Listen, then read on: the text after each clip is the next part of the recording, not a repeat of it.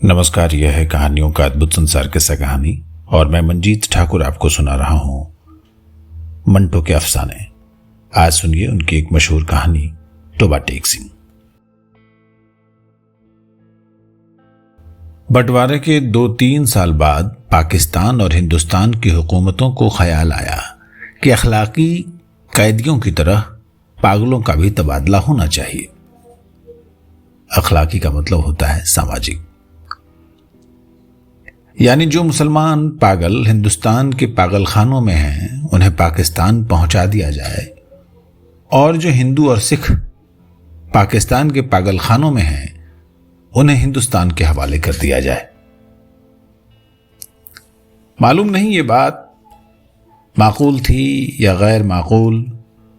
बहरहाल दानिशमंदों के फैसले के मुताबिक इधर उधर ऊंची सतह की कॉन्फ्रेंसें हुई और बिल आखिर पागलों के तबादले के लिए एक दिन मुकर्रर हो गया। अच्छी तरह छानबीन की गई। वे मुसलमान पागल जिनके लवाहिकीन हिंदुस्तान में ही थे, लवाहिकीन का मतलब रिश्तेदार, वे मुसलमान पागल जिनके लवाहिकीन हिंदुस्तान में ही थे वही रहने दिए गए। बाकी जो बचे उनको सरहद पर रवाना कर दिया गया।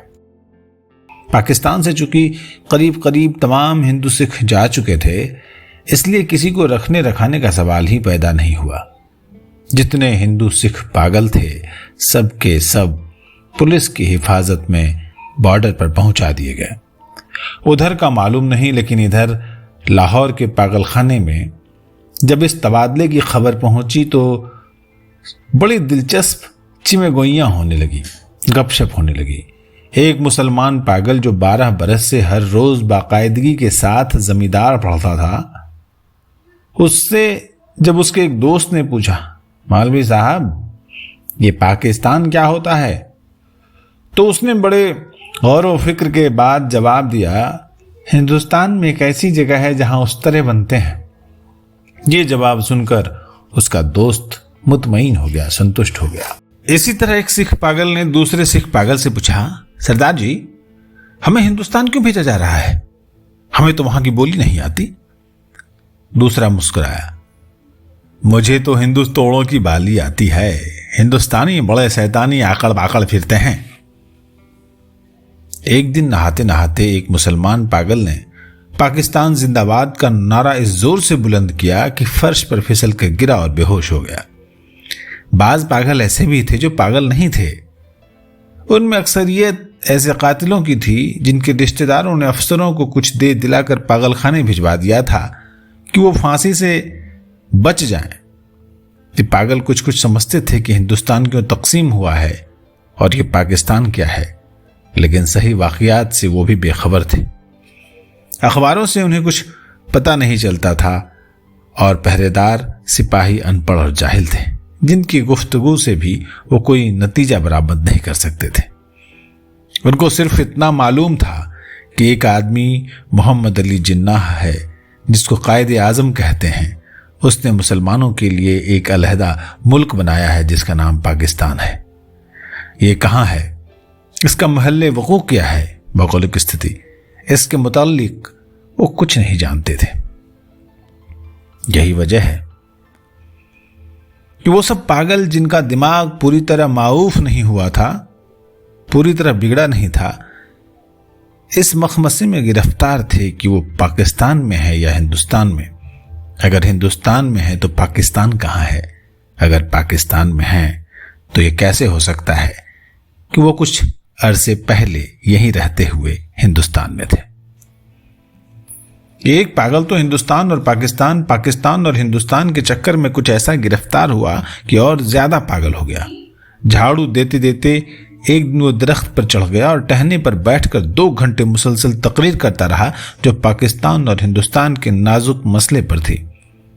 सिपाहियों ने जब उसे नीचे उतरने के लिए कहा तो वो और ऊपर चढ़ गया। जब उसे डराया धमकाया गया तो उसने कहा, मैं हिंदुस्तान में रहना चाहता हूं, न पाकिस्तान में, मैं इस दरख्त पर ही रहूंगा। बड़ी देर के बाद जब उसका दौरा सर्द पड़ा तो वो नीचे उतरा और अपने हिंदू सिख दोस्तों से गले मिल मिल कर रोने लगा, इस ख्याल से कि उसका दिल भर आया था कि वो उसे छोड़कर हिंदुस्तान चले जाएंगे। एक एमएससी पास रेडियो इंजीनियर में जो मुसलमान था और दूसरे पागलों से बिल्कुल अलग थलग बाग की खास रविश पर सारा दिन खामोश टहलता रहता था, यह तब्दीली नमूदार हुई कि उसने अपने तमाम कपड़े उतार कर दफेदार के हवाले कर दिए और नंग धड़ंग सारे बाग में चलना फिरना शुरू कर दिया। चियौट के एक मोटे मुसलमान ने, जो मुस्लिम लीग का सरगर्म कारकुन रह चुका था और दिन में 15-16 मरतबा नहाया करता था, यकलख्त ये आदत तर्क कर दी कि उसका नाम मोहम्मद अली था। चुनाचे उसने एक दिन अपने जंगले में ऐलान कर दिया कि वो कायदे आजम मोहम्मद अली जिन्ना है। उसकी देखा देखी एक सिख पागल मास्टर तारा सिंह बन गया। इससे पहले कि खून खराबा हो जाए, दोनों को खतरनाक पागल करार देकर अलहदा बंद कर दिया गया। लाहौर का एक नौजवान हिंदू वकील मोहब्बत में नाकाम होकर पागल हो गया था।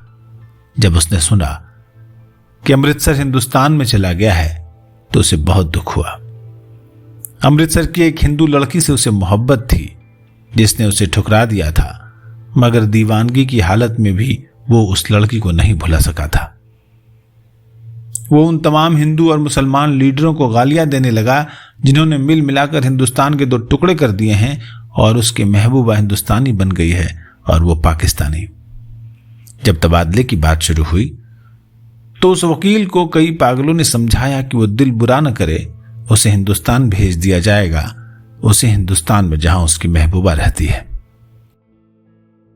मगर वो लाहौर छोड़ना नहीं चाहता था। उसका ख्याल था कि अमृतसर में उसकी प्रैक्टिस नहीं चलेगी। यूरोपियन वार्ड में 2 एंग्लो इंडियन पागल थे। उनको जब मालूम हुआ कि हिंदुस्तान को आजाद करके अंग्रेज चले गए हैं तो उनको बहुत सदमा लगा। वो छुप छुप कर घंटों आपस में इस अहम मसले पर गुफ्तगू करते रहते थे कि पागलखाने में अब उनकी हैसियत किस किस्म की होगी। यूरोपियन वार्ड रहेगा या उड़ा दिया जाएगा, ब्रेकफास्ट मिला करेगा या नहीं, क्या उन्हें डबल रोटी के बजाय ब्लडी इंडियन चपाटी से जहर मार नहीं करनी पड़ेगी।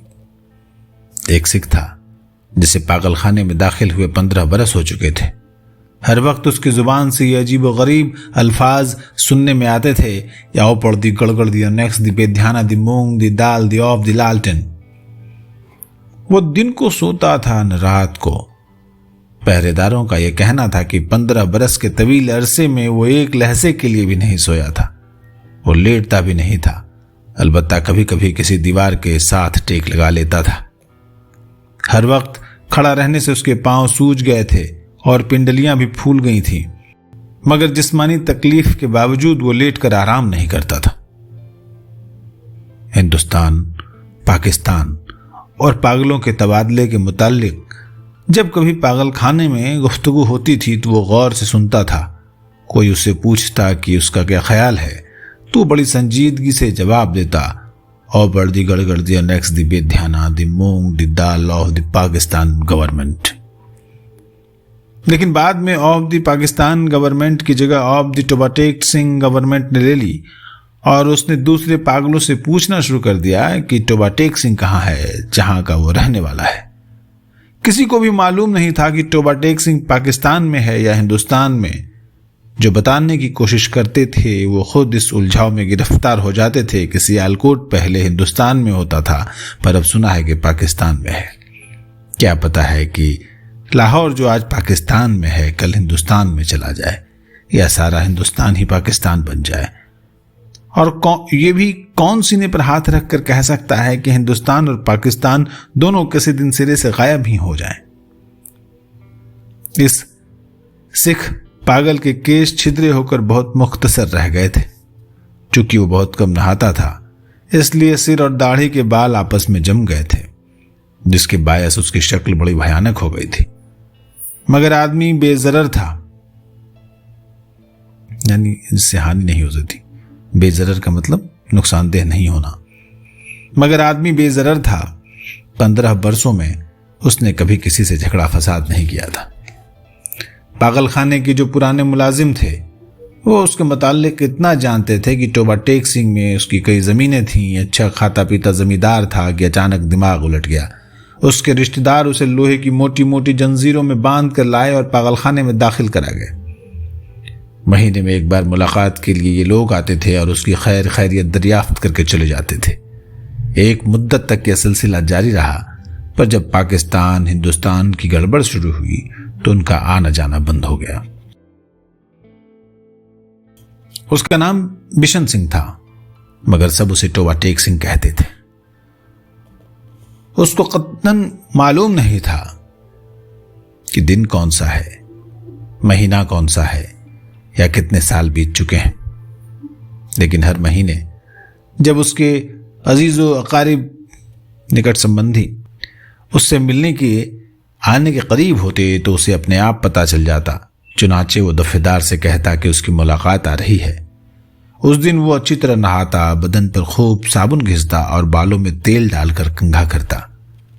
अपने वो कपड़े जो वो कभी इस्तेमाल नहीं करता था निकलवा कर पहनता और यूं सज कर बनकर मिलने वालों के पास जाता। वो उससे कुछ पूछते तो वो खामोश रहता था या कभी कभार औपड़ दी गड़गड़ दी नेक्स्ट दी बेध्याना दी मूंग दी दाल ऑफ दी लालटेन कह देता। उसकी एक लड़की थी जो हर महीने एक उंगली बढ़ती बढ़ती 15 वर्षों में जवान हो गई थी। बिशन सिंह उसको पहचानता ही नहीं था। वो बच्ची थी, जब भी अपने बाप को देखकर रोती थी। जवान हुई तब भी उसकी आंखों से आंसू बहते थे। पाकिस्तान और हिंदुस्तान का किस्सा शुरू हुआ तो उसने दूसरे पागलों से पूछना शुरू किया कि टोबा टेक सिंह कहां है। जब उसे इत्मीनान बख्श जवाब नहीं मिला तो उसकी कुरेद दिन ब दिन बढ़ती चली गई। अब मुलाकात भी नहीं आती थी।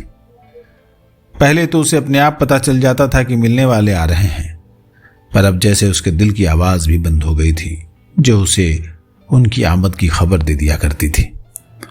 उसकी बड़ी ख्वाहिश थी कि वो लोग आएं जो उससे हमदर्दी का इजहार करते थे और उसके लिए फल, मिठाइयाँ और कपड़े लाते थे। वो आए तो वो उनसे पूछे कि टोबा टेक सिंह कहाँ है। वो उसे यकीनन बता देंगे कि टोबा टेक सिंह पाकिस्तान में है या हिंदुस्तान में। उसका ख्याल था कि वो टोबा टेक सिंह से ही आते हैं जहां उसकी ज़मीनें हैं। पागलखाने में एक पागल ऐसा भी था जो खुद को खुदा कहता था। उससे जब एक रोज बिशन सिंह ने पूछा कि टोबा टेक सिंह पाकिस्तान में है या हिंदुस्तान में, तो उसने हस्बे आदत कहकहा लगाया और कहा कि वो पाकिस्तान में है न हिंदुस्तान में, क्योंकि इसलिए उसने अभी तक कोई हुक्म ही नहीं दिया है। बिशन सिंह ने इस खुदा से कई मरतबा बड़ी मिन्नत समाजत से कहा कि वो हुक्म दे दे ताकि झंझट खत्म हो, मगर खुदा बहुत मसरूफ था, इसलिए कि उसे और बेशुमार हुक्म देने थे।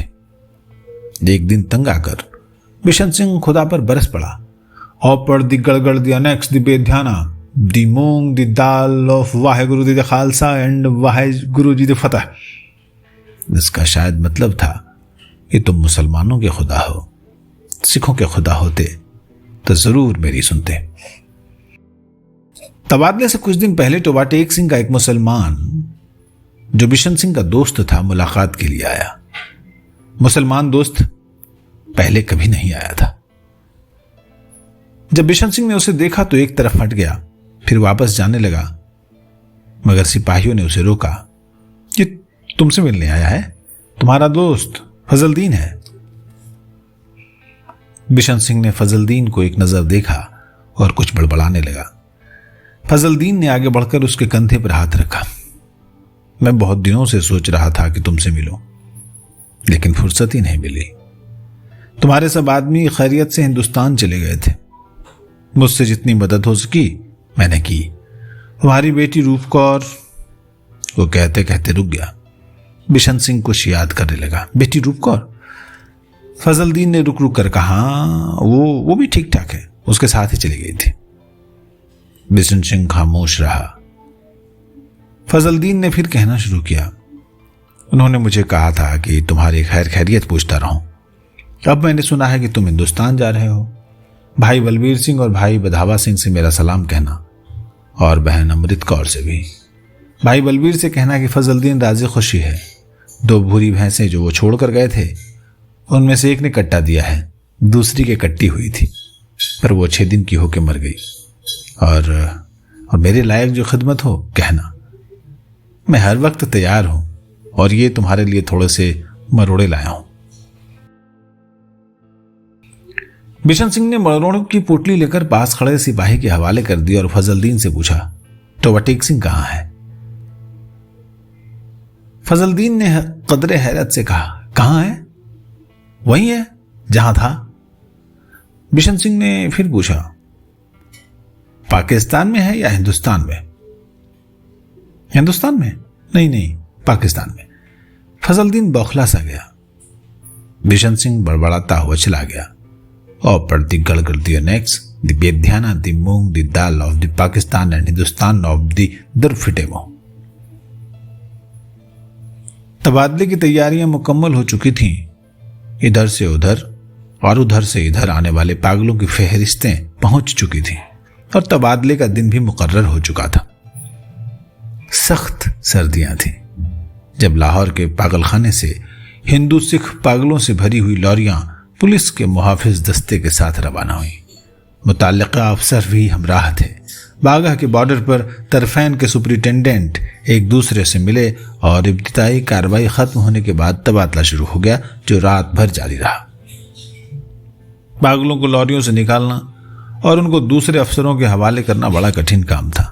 बाज तो बाहर निकलते ही नहीं थे। जो निकलते और रजामंद होते थे उनको संभालना मुश्किल हो जाता था, क्योंकि वो इधर उधर भाग उठते थे। जो नंगे थे उनको कपड़े पहनाए जाते तो वो उन्हें फाड़कर अपने तन से जुदा कर देते। कोई गालियां बक रहा है, कोई गा रहा है, कुछ आपस में झगड़ रहे हैं, कुछ रो रहे हैं, बिलख रहे हैं। कान पड़ी आवाज सुनाई नहीं देती थी। पागल औरतों का शोर गोगा अलग था और सर्दी इतनी कड़ाके की थी कि दांत से दांत बज रहे थे। पागलों की अक्सरियत इस तबादले के हक में नहीं थी, इसलिए कि उन्हें समझ में नहीं आ रहा था कि उन्हें अपनी जगह से उखाड़ कर कहां फेंका जा रहा है। वो चंद जो कुछ सोच समझ सकते थे, पाकिस्तान जिंदाबाद और पाकिस्तान मुर्दाबाद के नारे लगा रहे थे। 2-3 मरतबा फसाद होते होते बचा, क्योंकि बाज मुसलमानों और सिखों को ये नारे सुनकर तैश आ गया था। जब बिशन सिंह की बारी आई और बाघा के उस पार मुताल्लिक अफसर उसका नाम रजिस्टर में दर्ज करने लगा तो उसने पूछा, टोबा टेक सिंह कहां है?